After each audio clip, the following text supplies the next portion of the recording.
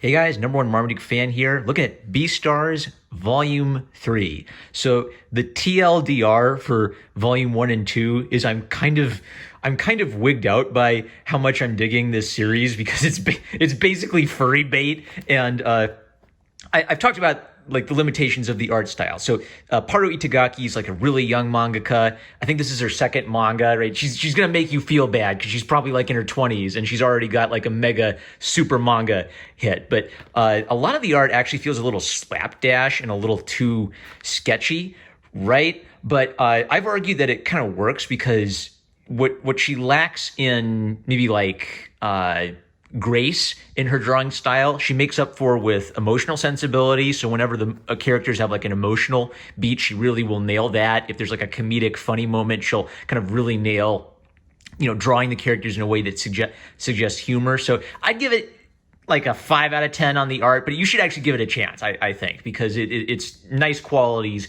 help make up for some of those little quibbles.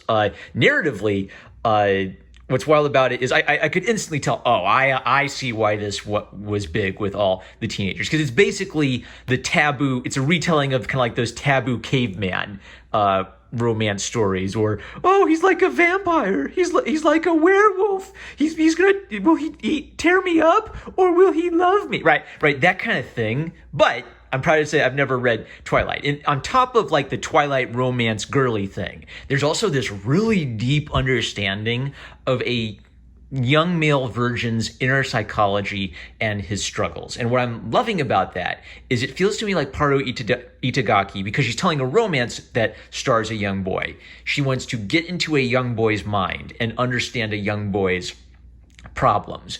So she's showing sympathy to a young male protagonist in a story that is touching on what I think is one of the most important issues of our generation that almost never gets spoken of by like talking heads on cable news or boomers. And I'm talking about the crisis of young men who basically feel alone, empty, dead inside, confused, self-loathing, no direction in life, no purpose in life, no sense of self or self-respect, right? And to me, this is like one of the scream out on the top of the rooftops. This is one of the most dangerous things that's happening in today's society. That, this could be the difference between us, flourishing as a nation and collapsing as a nation. This is obviously, in my mind, the reason why Jordan Peterson became a phenomenon, is young men heard him talking about things like myth and heroism, and they latched onto that, which frustrated Jordan Peterson's critics. But that to me, that's even more interesting than Jordan Peterson himself, is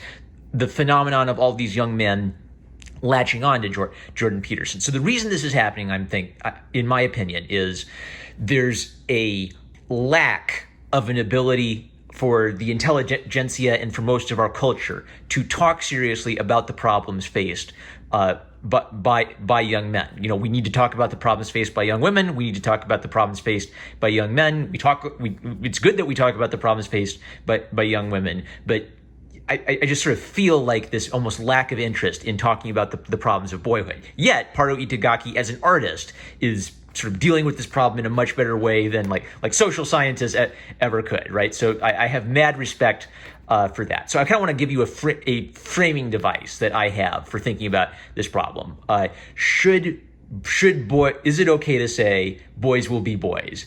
Is it okay to say to a young man, be a man? So this always creates like a culture war problem, where people say you can't say to a young man, be a man, because all that's going to do is it's going to put unfair expectations on him. If you tell a boy, boys don't cry, you're teaching him to bottle up his emotions and repress his emotions, and later he's going to blow up because he has all of these repressed emotions. And on the other side of the culture war, you have this like manly soldier virtue idea that you gotta just rub some dirt in it, pick yourself up by your bootstraps. And my problem with this back and forth is I feel like maybe both sides are missing something the others is saying, right?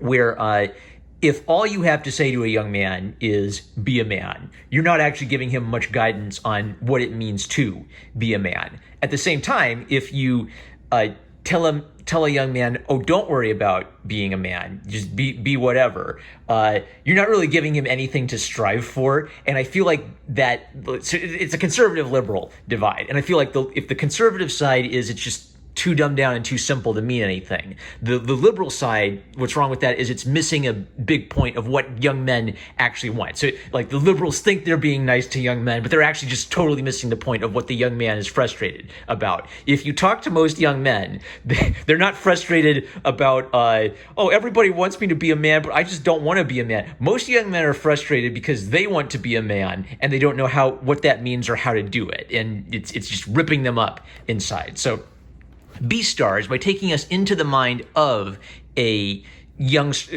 wolf character who's basically supposed to be like a young, struggling, virgin teenage guy. Let's just get into it, because I think that the point is this art transcends the liberal conservative back and forth about gender rules in a way that I think is really meaningful. So in previous volumes, Legoshi, a wolf, he wants to control his instincts as a predator. He's really big on controlling himself and not being too intimidating. He's compassionate to little animals. He likes little animals. He doesn't want them to be scared of him. He's been bullied for being a wolf. So what he's decided to do is to sort of project meekness. He hunches his posture.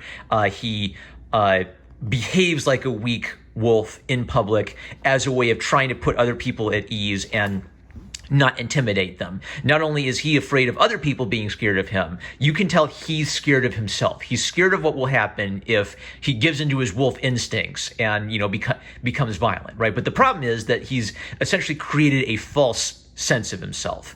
At one day, he sees like a little rabbit girl running around. He doesn't know who it is. His instincts kick and he runs out and grabs it. And suddenly it's like he realizes, oh, wait a second, I just grabbed this rabbit. I could eat her if I wanted. And he's terrified of that. He has these hidden instincts that frighten him. Finally, he wakes up. He says, no, I can't eat this rabbit. He lets her go, and he's guilty about that later because he almost lost control. So he has a big fat problem of needing to control this murderous wolf instinct in him that makes him want to eat cute rabbit girls, right?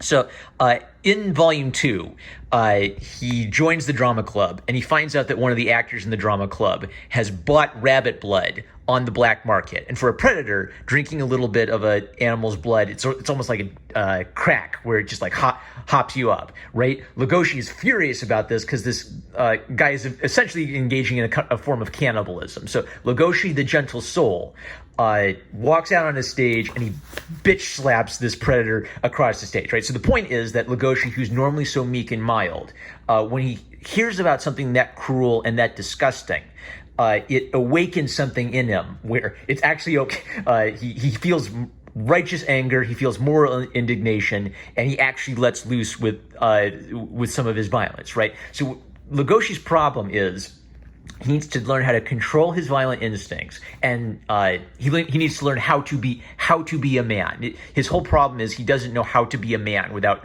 hurting other people. So he talks to his best bud, the dog. I don't mind expressing my feelings, but I hate the ones I have. His pal is trying to encourage him to express his feelings and not hide it all. But Legoshi has a sense of self-loathing that's holding him back. You're really down on himself. Skipping ahead. Where's the other great line? I don't want to hold back anymore because it's hard to put into words, but my feelings are who I am. No one else feels what I feel. He's changed. Everyone has the right to express their feelings. Why shouldn't you? Okay, so here's what's interesting about this is for Legoshi, he's not he is repressing his feelings, but the feelings he's repressing are the feelings of being a man, of being a ferocious wolf. So this basically exists outside of the sort of Fox News, cable news debate framework, where it's either be a man or repress all your feelings or be a soy boy. What happens if you are repressing the desire to be a man? Well, that could be really, really dangerous, right? Because then you want to be a man, but you're holding that down because you're afraid of it. So this is basically where I think like the liberal part of the argument fails, is if you tell a young man to express himself and be true to his feelings. Well, sometimes the feelings he needs to be true true to are these feelings to stand up for something bigger than himself, and to become bigger and better than he is right now. And if they're holding that back, that could become a kind of repression. Later on, Legoshi, now that he's sort of seen Haru the rabbit once, he's now sort of strangely fascinated by her. And there's this great dynamic where Legoshi is massive, he's strong, he could snap her in two physically if he wanted to. However, he's a virgin, he's frightened, he doesn't know how to talk to girls, and he feels kind of pathetic about that. Haru, even though she's very small, is a man-eater, so she's...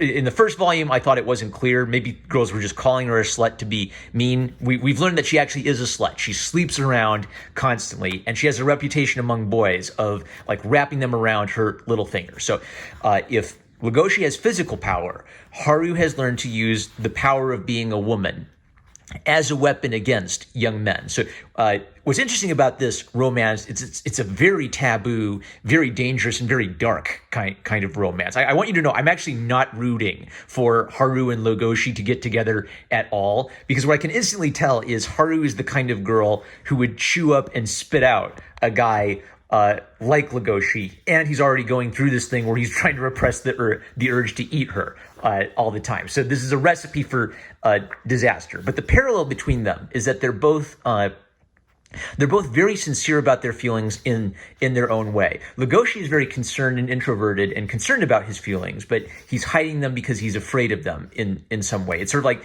there's a good desire to be compassionate to small animals that motivates him, but there's also a sort of unhealthy desire to suppress his own wolf nature and a fear of his own wolf nature that's making him just like bury these feelings. Haru is kind of the opposite. Haru will kind of like have an outburst, and she'll yell at the mean girls and tell them exactly what she thinks of them. So it's sort of like there's no BS in Haru, but there is sort of also this unsettling element to her where she has no friends, she takes care of flowers, and she will just casually play around with boys. She even sort of jokes like, "I don't want sympathy from a boy I slept with," and then Legoshi says, "Well, but we didn't do anything, right?" So what you can tell is her attitude towards sex is whatever. I'll just sleep around with boys. Who cares? It doesn't even matter. And the fact that Legoshi wouldn't sleep with her and just showed her some compassion, put a little blanket on her when she was coming on to him, and then just ran away. It's almost like that's kind of interesting to her because he resisted her feminine wiles. She tried using her sex appeal, and it just bounced off of poor Legoshi, right? So we're not quite sure what direction this is going. The two of them go and have lunch together, and Legoshi is incapable of asking her any basic questions or saying anything that's on his mind. So what this is getting at is, for a virgin, even a tiny little girl like Haru is so intimidating to him. He doesn't even know like how to approach her or how to talk to her. At the same time, he's completely terrified of her and socially awkward with her. She, as a rabbit, she has an instinctive desire to run away from him. Like her legs are kicking out, and in her mind is like this instinct telling her, "Run away. He wants to eat you." Every time he basically like bares his fangs or bites into something. So this is kind of like the sexy taboo element is maybe there's this romantic connection. Maybe there's like this dangerous caveman, cavewoman connection, and they're not sure which it is yet. Now, Juno is introduced, and so this is where we're going to start getting a love triangle, and I'm rooting for Juno. I'm interested in what happens with Haru and Legoshi's story, but what's different about Juno is that Juno is nicer. So because Legoshi is such a compassionate soul, it's sort of like he's very naturally nice to people. And it's actually like he gives better advice to other people than he gives to himself. So he finds out that Juno is being bullied because she's a wolf, and wolves are perceived as violent predators who, murder people, and all wolves are the same, right? So he tells her, "Well, you're going to get used to it. I got bullied too." And she says, "Well, I don't want to get used to being bullied." So, Legoshi has to stop and think for a minute. And he just kind of like gets really real with her. And he admits that, "I think it's good that you're mad. I got tired of hating myself for letting the bullying get to me. So I pretend I don't care. You're still able to get upset about that. That means you're tough," right? So Legoshi's coping mechanism is, okay, they bully me because I'm a wolf. I'm going to suppress all of my wolfishness to fix the problem. When he meets a girl who's still upset by her bullying and he's sort of just learned to deal with it, it's sort of like for a moment he admires her and he almost becomes self-aware that maybe my way of dealing with the bullying wasn't the best way of dealing with it in the long run, right? Because he's compassionate, he gives better advice to other people than he gives to himself. So the carnivore kids, they all go out for a night on the town and they sneak into a dodgy part of town where there's a black market. And what they find out in the black market is that prey animals will actually sell their body parts on the black market to predators who want to eat. And this presents Legoshi with a moral problem. Like the other predators tell him, well, look, if you do it this way, well, then you'll be able to resist the temptation to eat animals later, right? Like you have this bloodlust, just cave to your bloodlust and eat some of this black market meat, and then you'll feel better, and then you'll be able to go be civilized. And Legoshi is just disgusted at the idea. So you can see that this is a really good temptation, right? They're tempting him to do something he knows and believes is wrong by telling them that if you do this thing, this will kind of like you'll let it out of your system and you won't be tempted to do it later. Legoshi, he's so compassionate, he's sort of sickened by the idea and he collapses. A panda picks him up. So this is another example of kind of like the weird, cool aspect of the animal characters. So there's always like some sort of aspect of the animal characters that's based on their real life counterparts. So he meets a panda. And the thing about pandas is that pandas are bears, right? So they're equipped with claws and teeth, but they eat bamboo. They eat a vegetarian diet. So this panda is a vegetarian who is strong enough and tough enough to tussle with predators. So he sees Legoshi and he sort of like a vigilante decides, well, Legoshi must be, the only reason you've collapsed is maybe you've killed an animal. So I'm going to kidnap you, bring you to my place and interrogate you. Legoshi tells him, no, I was tempted to eat a rabbit once, but I resisted the temptation. And the panda basically tells him that you're in denial. You think you're fighting that temptation, but you're not going to be able to fight that temptation in the end. It's an instinct that's inbred into you. At one point, he even says, you're using your reason to try to rationalize your instincts. You're telling yourself, well, actually, I'm just in love with this rabbit and I want to be friends with her. That's your reason telling you that because your reason doesn't want to eat the rabbit. But your instincts are eventually going to conquer your reason. You're not going to be able to resist and you're going to eat her if you're not careful. So just stay the hell away from her. And Legoshi is maintaining his innocence. I can control myself. So the panda gives him a test. He gives him like a porn magazine with a rabbit on it. And he says, okay, if you read a porn magazine about rabbits and you like it, that means that you're just a weirdo who has a kink for rabbits, right? If you read the magazine and feel nothing, what that tells you is that you're not chasing after this girl because you think she's cute. You're chasing after this girl because you want to eat her, and your instincts are tricking your reason. So this is a really deep idea because it's getting at the idea that your rational self isn't always in control of your primal, caveman self, which is precisely what Legoshi is afraid of. He is afraid of the wolf, the violent wolf nature breaking through and taking control of him. And he's trying to use his reason to contain and discipline that nature. And he's not entirely sure if he can yet. Now, the story ends with him running into the bald eagle. His name is Aoba. So Aoba is a predator bird. He went with them to the black market, and Aoba admits that I was going to go with the guys and eat some of the black market meat. I was just disgusted at the idea, and I kept thinking of my friends who are prey animals, and I couldn't go through with it. So while the other predator teenagers are going and eating meat and in the black market, they're kind of giving in a little bit to their temptation and justifying it by saying that way we won't give in to the temptation later. Aoba and Legoshi want to take a more principled stand where they don't even flirt with evil. They don't even flirt with the idea of cannibalism or eating meat, right? So it's a really interesting contrast. It's dark. It's a really mature. I would say like it doesn't show a lot of sex, but you can tell that sex is going on in the background. So this is a book I'd say for older teens.